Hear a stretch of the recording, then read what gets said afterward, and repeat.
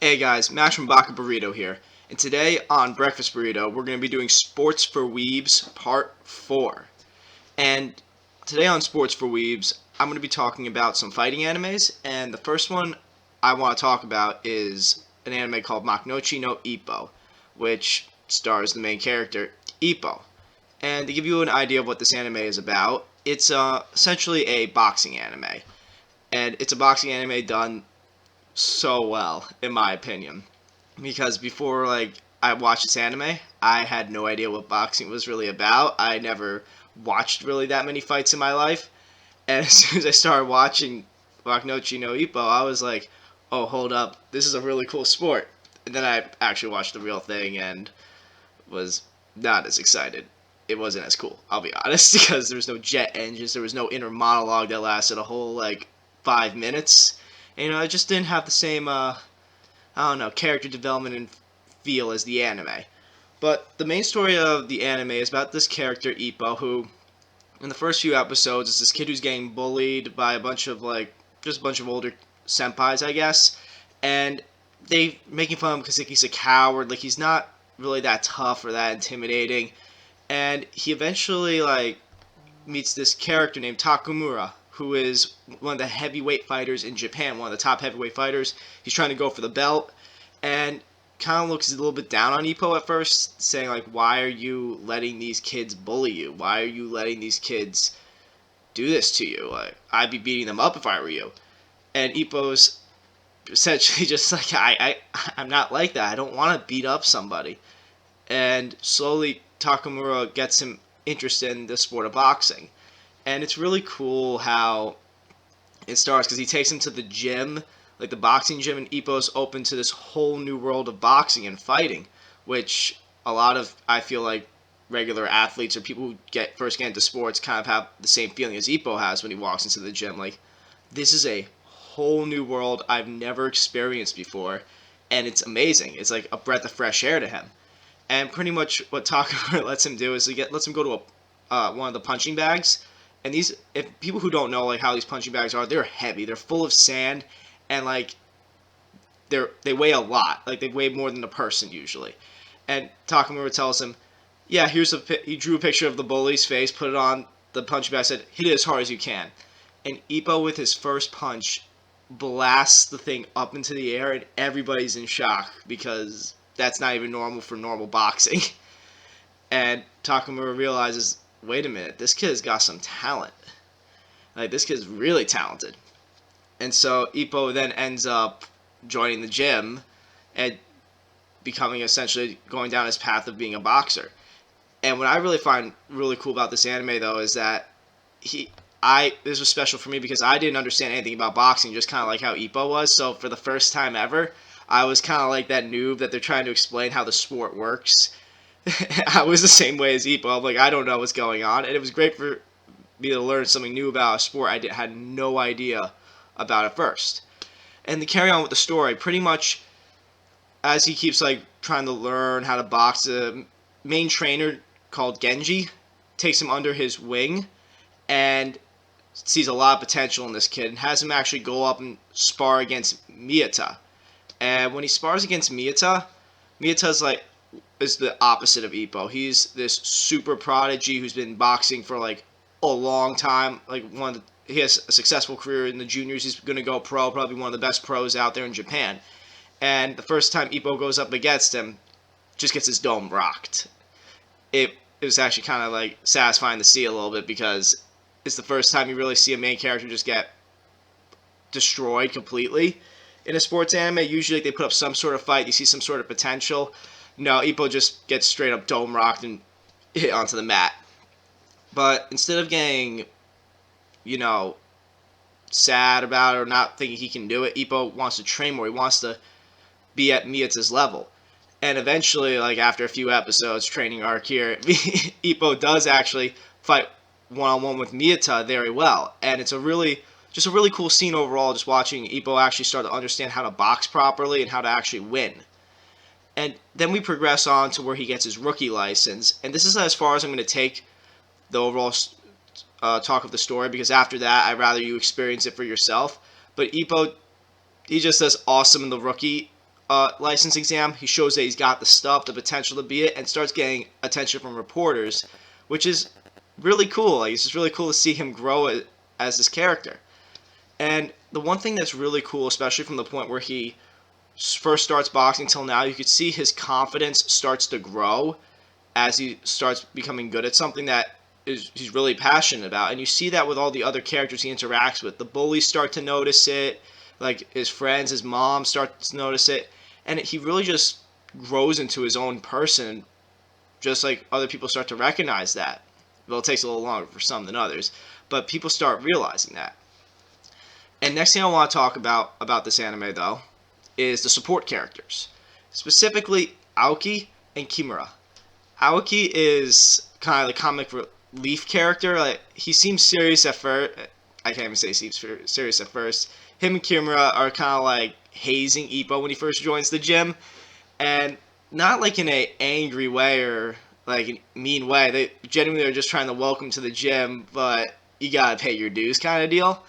And I really do like these two characters because they do get really fleshed out as the series goes on, and they're just a fun. They would be a kind of group of guys I'd like to hang out with. Like, they're just a fun group of guys, and you really do learn more about their actual lifestyles and everything. And the one thing I really do like about Aoki and Kimura is that they really just grow on you as the series goes on. They don't just become like these side characters that you see once in a while. They become a main part of the story, and they're always there, like cheering on Ippo or like giving some sort of context to how the fights are going. And you actually get to also watch them box too, and win and lose. They're pretty much essentially the characters you would probably be in the show, or I would be in the show. Not the main character Ippo who's trying to win championships, but the boxers that are just trying to live their everyday lives and have a successful career overall and say they did a good job in their field. And speaking of championship aspirations, I couldn't talk about nochino Ippo without talking more in depth about one of my favorite characters, Takamura, who is all around one of my favorite characters in the show. He's this narcissistic, like, badass character who's like, I am the greatest boxer in Japan and I will be the greatest boxer in the world. Nothing stops this man from achieving his goals. Up until like even the manga right now, like, he is by far one of the best boxers you'll see in the show or in the manga.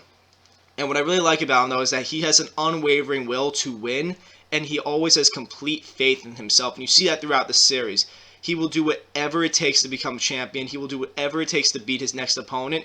And when he is fighting, the animation it's done is just done so well. It does him so much justice. Especially as somebody who read the manga, like the way they animated him in the fight scenes, it really shows the raw power, the raw strength that he has. And it's unbelievable just watching him fight, especially when he fights Hawk. It's later on in the series, but when he fights Hawk, you see somebody else who's bred with natural talent, like same as Takamura, who should be like this invincible fighter. And you just watch these two titans going at it, and it's just unbelievable to watch. It gives you chills every time you watch it. And I couldn't recommend, if you have to watch just a fight scene, that's one of the fight scenes you need to watch.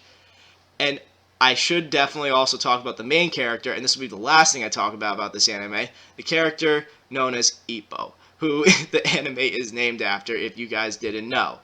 And Ippo is, without a doubt, one of the most likable anime protagonists, I think, because he's not somebody who's boxing because he wants to, at first, become the best in Japan, or because he wants to, dominate the circuit, or like he's naturally born for this. No, he starts out because he wants to learn boxing because it's fun.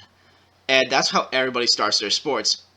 And he always sets like smaller goals. Like, first it was to beat Miyata, then it's to get his rookie license, then maybe become the rookie champ. Then next thing you know, he's progressing to want to become the Japanese champ, and then maybe aim for the world championship. And now I'm going to be entering spoilers territory, so there'll be a timestamp or something that I'll tell you what if you want to skip over this. But Ippo's story eventually progresses to the point where, and once again, spoiler warning here, where he actually stops boxing because he lost. He loses to the champion. I think it was Carlos, hold on, I could get the name actually. No, it's not Shigeta. Whatever, he loses to the world champion, essentially. in boxing. And after, no, not the world champion, sorry, the second placeman in the world for boxing. And he said to himself that he'd try to come back after that. And when he tried to do the comeback, he realized he got punch drunk. Or it's assumed that he got punch drunk. And that, what punch drunk pretty much is that when you take enough blows to the head, you start losing the ability to have proper depth perception and a proper sense of feel. You lose control of your limbs occasionally because you've been hit in the head so much. And it's a really scary thing to watch with Ippo. And you really realize that, like, yeah, he's pushed himself so hard to win these fights, but at what cost to his actual health? And you see Ippo decide to go into retirement, which I think is the first time in any anime series I've seen a character retire from the sport in the sports anime, which I think is unbelievable. But you watch him struggling with him coping with the fact that he's retired and what is he doing with the rest of his life, and he finds a new passion in becoming a trainer, like his own trainer was, Genji, and trying to teach the next generation. And this is just my suspicious feeling at the timing of this video being recorded, but I think Ippo will make a comeback to try to become the world champion. And I hope he does eventually come out of retirement and does try to push to become the champion again. And that's one of the most unique things about this guy's character, is the fact that he actually does end up retiring from the sport because he doesn't want to worry the people that he loves. And just, this is now, I'm done talking about spoilers like later on in the manga. I'm just going to be talking about the anime strictly at this point about Ippo. But the one cool thing about Ippo is like all the new punches, all the new moves he learns.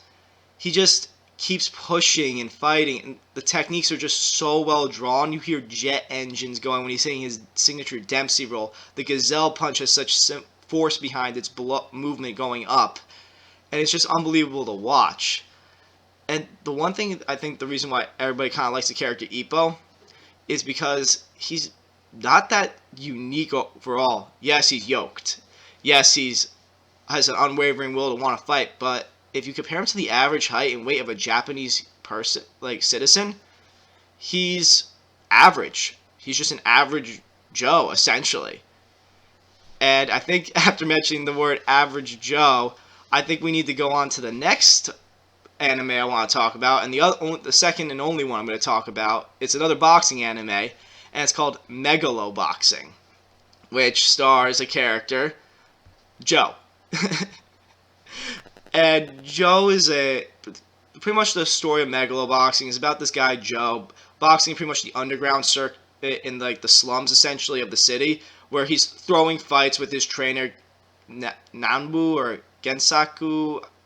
Bad at pronouncing names, I apologize, but he's pretty much throwing fights like for the mob essentially and trying to just, live day to day. And eventually Joe in the underground ring meets a character, Yuri, who is pretty much the world champion of Megalo Boxing. And the world champion of Megalo Boxing is in the slums for some reason and starts boxing Joe. And Joe just gets completely stomped. I'll be honest, like, Joe had no shot here.